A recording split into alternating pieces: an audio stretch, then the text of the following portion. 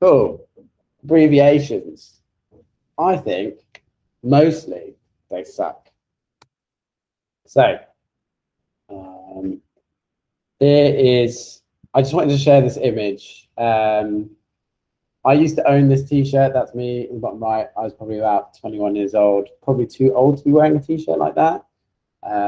Just to show the irony of it. But yeah, that was a real t-shirt that I had from H&M one time.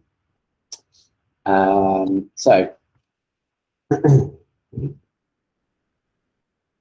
I'm going to refer to, a lot of people call them acronyms, but actually the umbrella term for all of it is abbreviations. Abbreviation is simply just a shortened form of a word or phrase.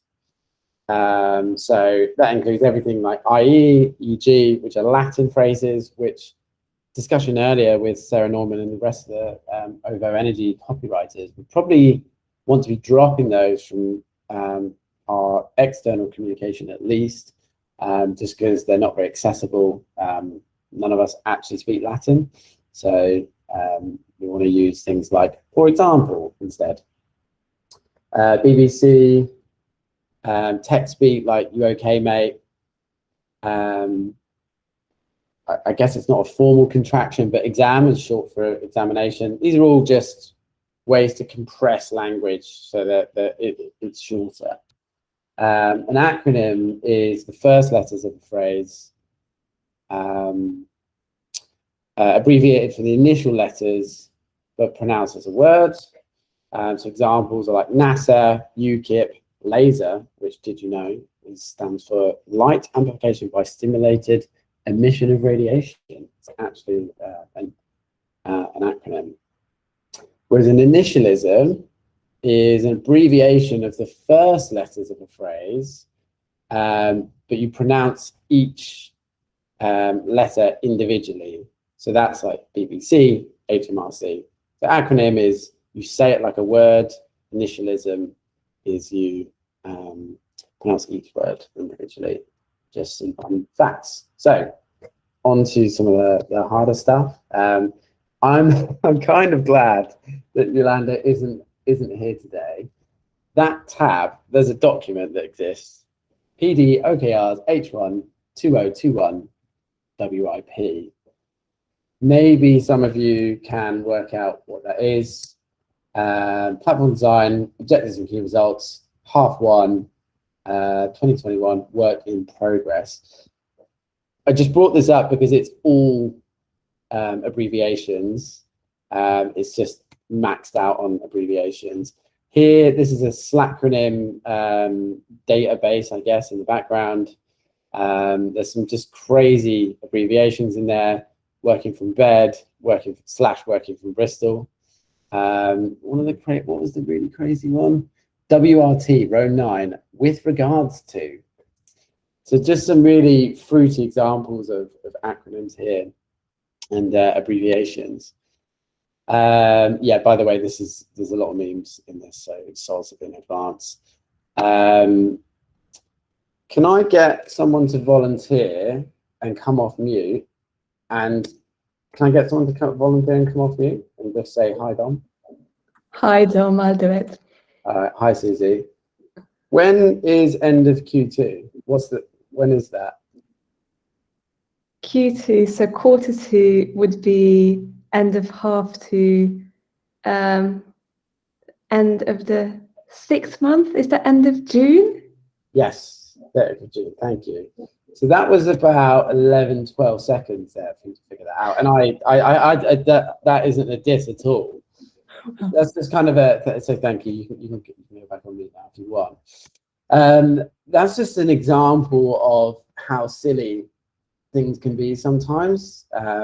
Business jargon like end of Q2 requires people to calculate in their own minds these silly little compressions of language that we use that just aren't necessary. It doesn't really save any time. So yes, it means by 30th of June. If I was to say to you guys, middle of quarter 4, again, you're gonna have to do all these calculations. And that means roughly around 15th of November. So what I would say is for the sake of saving a few pixels or 2 seconds worth of typing, is it not better to spell these things out? So why is it that we compress words in this way? Well, there's some benefits to it. The pros are, it saves time, but for the writer only. And it saves space on screen as well. However, the cons are, I'll move this thing out of the way. It weakens the impact of your words. So which of these, in your own heads, think about this. Which of these three, which of these has more power? OMG versus oh my God. Frequently asked questions versus FAQs. And OKRs versus objectives and key results. Again, it takes up a bit more space, takes a little bit more time to write out, but I think you probably agree with me that it just flows better when it's spelled like that.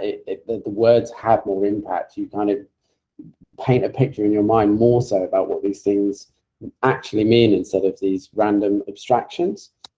Another disadvantage is that it can really cause a lack of understanding, and that, from a writing point of view, is a complete fail.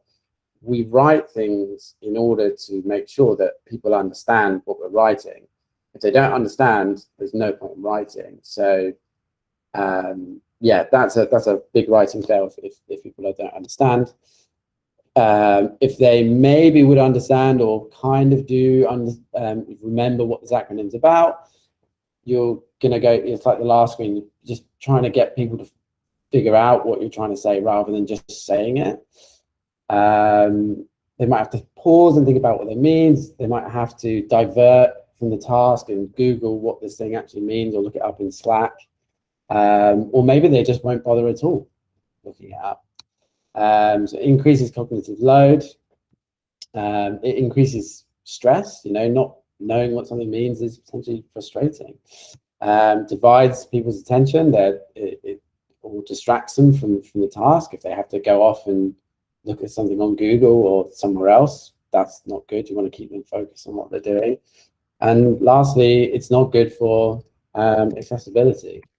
So, if you've got a cognitive or visual impairment, you having to go off and reference something else just isn't good for that. If you've got visual impairment and you're having to go to the top of a document or something to go and look at what something means, you're just increasing that eye strain for somebody that is already struggling, so it's not good. Consequences. I found this meme earlier. I haven't seen it before, but I really love it. So, very quick story. Say you write something that 10 people read. You use acronyms throughout, abbreviations throughout, assuming that everyone knows what you mean. Then, after writing this document or presentation, whatever, you've saved a grand total of 10 seconds by not typing things out in full, which is great. Save 10 seconds, fantastic. But out of your 10 readers, maybe say 3 people aren't sure what that abbreviation means. One of those 3 people has never heard that acronym at all. They go and spend 30 seconds Googling what that means. The remainder of the 3 people, the other 2, might have heard it. They don't remember what it means. And therefore your message isn't landing, it's losing impact. So you're potentially confusing and excluding like 3 out of 10 of your readers, perhaps, for the sake of saving 10 seconds. And not only that, but you're saving 10 seconds on your part, but you're adding more than 10 seconds, possibly 30 seconds or however long it takes on the other end to figure out what it is you mean. So my question is it worth it? And, put yourself in the reader's shoes. How much time and energy have you spent trying to figure out what someone else means just through, a lot of the time it's us just being kind of lazy / efficient. So in summary, yes, abbreviations can save time and space on the screen, but often they're confusing, they waste time, and they exclude people from understanding. So I'm not saying don't use abbreviations. I'm just saying every time you use one, ask yourself, is it really worth it, given all the negative effects they can have?